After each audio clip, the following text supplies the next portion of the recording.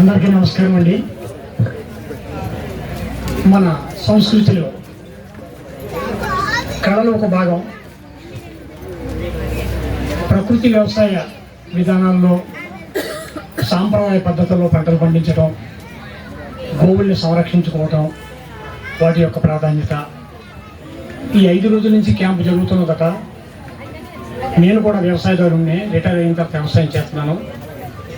మధ్యలో ఇటువంటి సరదాగా చిత్రలేఖన పోటీలు కానీ ఎక్కడైనా జరుగుతుంటే వెళుతుంటాం.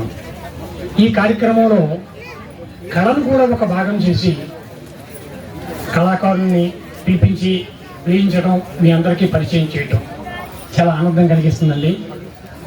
మన సమాజంలో ఈవేళ ఎలక్ట్రానిక్ మీడియా ప్రవేశించేసింది కాబట్టి కళల యొక్క ప్రాధాన్యత తగ్గుతోంది. కానీ పూర్వం ఈ హరికథలని, బుర్రకథలని, చిత్రకళలు, శిల్పాలు, గుడులు, గోపురాలు, నాటకాలు, యక్షగానాలు, తోలుబొమ్మలాటలు, హరికథలు, అనేకమైనటువంటి కళలు ఉండేవండి. ప్రొద్దుటి నుంచి సాయంత్రం వరకు సూర్యోదయానికి పూర్వం వెళ్ళినటువంటి వ్యవసాయదారుడు సూర్యాస్తమయానికి ఇంటికి వస్తే కాస్తంత ఏదిగా ఏదో భుజించి చక్కటి వినోదాన్ని పొందడం కోసం ఈ కళలు దోహదపడేది. అటువంటి పరిస్థితి పోయి ఈవేళ టీవీల ముందు కూర్చుంటున్నాం. అది కూడా సోఫా సెట్ల మీద లేకుండా మనం రిమోట్లు వాడుతూ వినోదాన్ని చూస్తున్నాం. ఈ కళలు కనుమరుగైపోయి మరి రాజులు రాజ్యాలు ఉండేవారు, ఈ కళను పోషించేవారు. రాను రాను క్షీణదశకు వచ్చేస్తున్నాయి కళలు. ప్రభుత్వ పాఠశాలలో అక్కడక్కడ చిత్రలేఖన ఉపాధ్యాయులు ఉన్నారు.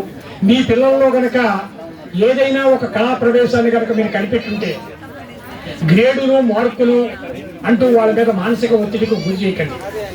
దయచేసి నేను కోరేది ఒకటే, వాళ్ళలో ఏ కళ ఉంది, గాత్రం ఉందా, నాట్యం ఉందా, చిత్రలేఖనం ఉందా, లేక ఏకపాత్రాభినయాలు ఉన్నాయా, ఎవరినైనా ధ్వనాలంకరణ చేయడం ఉన్నదా, ఇవి కనిపెట్టి వాళ్ళని ఆ విధంగా కూడా ప్రోత్సహించండి. మన భావోద్వేగాలను బయటకు వ్యక్తం చేసేదే కళ. ఆ పసిబుదరాలలో ఉన్నటువంటి భావాలను పైకి వ్యక్తపరిచేటటువంటి అవకాశాన్ని మీరు ఇవ్వండి.